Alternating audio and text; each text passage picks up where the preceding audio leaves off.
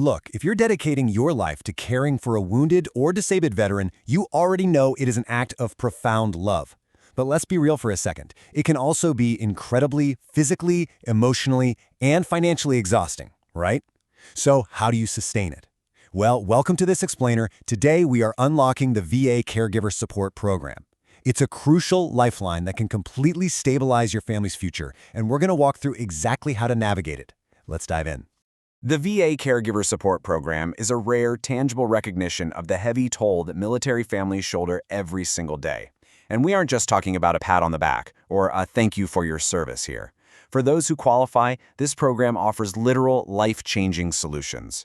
We're talking a monthly financial stipend to help cover lost income, CAMPVAA health insurance if you're otherwise uninsured, mental health counseling, and at least 30 days of respite care per year so you can finally get a well-deserved break. This support can literally mean the difference between financial hardship and long-term stability for you and your family. So, to cut right through the VA bureaucracy, here is our roadmap for today.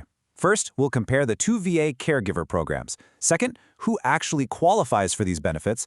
Third, our step-by-step application guide. Fourth, surviving the evaluation process. Fifth, some FAQs and additional resources. And finally, next steps and a quick disclaimer. Okay, Section 1, the VA Caregiver Programs. Let's understand your options.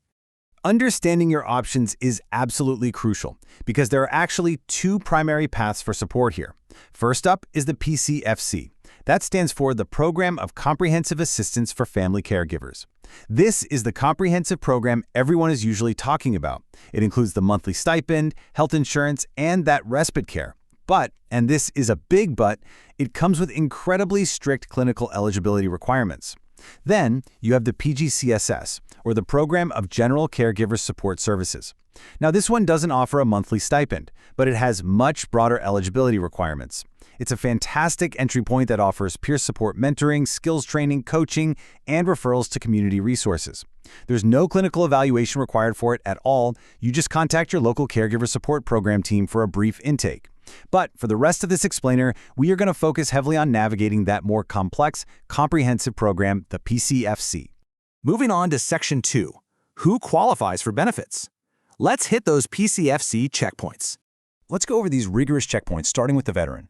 Basically, the VA is looking for a persistent, long-term need for human intervention. This means the veteran must not only be enrolled in VA healthcare, but they also have to meet a strict, unyielding threshold of a 70% or higher service-connected disability.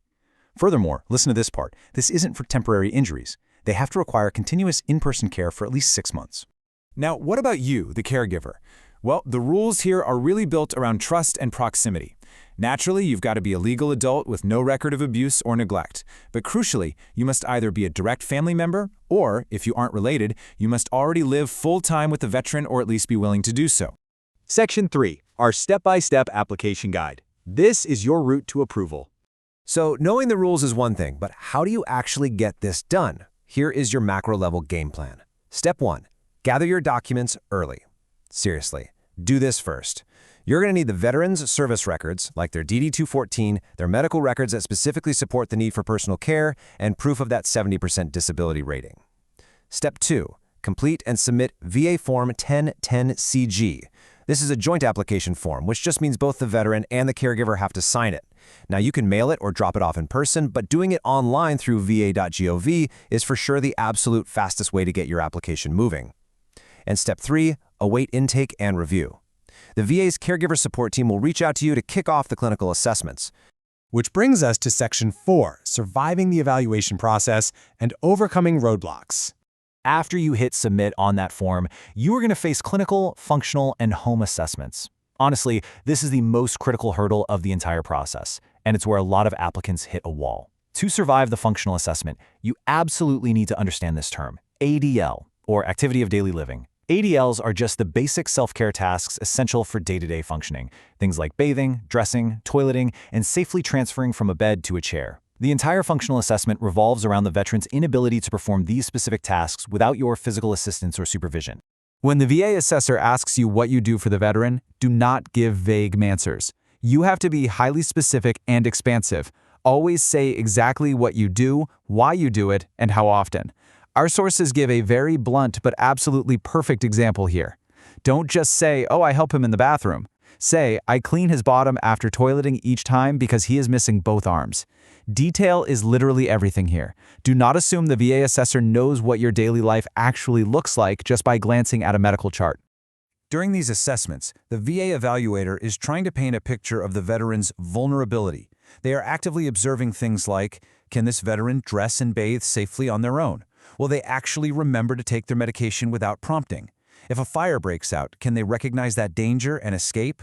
Your job is to be perfectly prepared to articulate the reality of your daily life around these exact vulnerabilities. Section 5. FAQs and additional resources. Consider this your survival guide. Let's rapid-fire debunk some common myths and clear up a few misunderstandings about the program. A very common question we see: what if I'm not a family member? Good news. The answer is that non-family members can absolutely qualify for the comprehensive program, provided you live full-time with the veteran. Next question, can the veteran have more than one caregiver enrolled? Yes, they sure can. The VA allows one primary family caregiver to receive the monthly stipend, but up to 2 secondary family caregivers can be enrolled too. They won't get the stipend, but they are recognized as vital backup support and can still access training and certain resources. Okay, what if the veteran's disability rating is less than 70%? Well, if you don't meet that strict 70% threshold for the comprehensive program, remember the PGCS program we talked about earlier, the General Caregiver Support Services? It has no disability rating barrier whatsoever. It is a really excellent, accessible entry point for skills training, peer mentoring, and support groups while you figure out the VA system. And hey, if you find yourself stuck, please don't do this alone. You can get direct, personalized help with the application process by calling the VA Caregiver Support line at 855-260-3274. You can also just search online to find your local Caregiver Support Program team coordinator at your nearest VA health facility. They are literally there to help you navigate this whole shebang. All right, Section 6, next steps and our disclaimer, we're in the final stretch. So we've mapped out what to do, but what exactly happens after the forms are signed and the evaluations are finished? Well, after you submit everything, you enter the waiting period. You should prepare yourself for up to a 90-day wait for a final decision. While you're waiting, primary caregivers will complete some mandatory VA best practice training. But here is the massive silver lining. If you are approved, your financial stipend is paid retroactively back to the exact date your application was submitted. And of course, I do have to deliver our standard legal disclaimer here. The VA Caregiver Support Program is complex, and VA policies and procedures absolutely can and do evolve over time. While this explainer is comprehensive based on our sources, you should always check official VA sources at va.gov for the very latest updates. Definitely consider seeking professional guidance or using an accredited veteran service organization to help out with your specific, unique situation. Which leaves us with this final thought.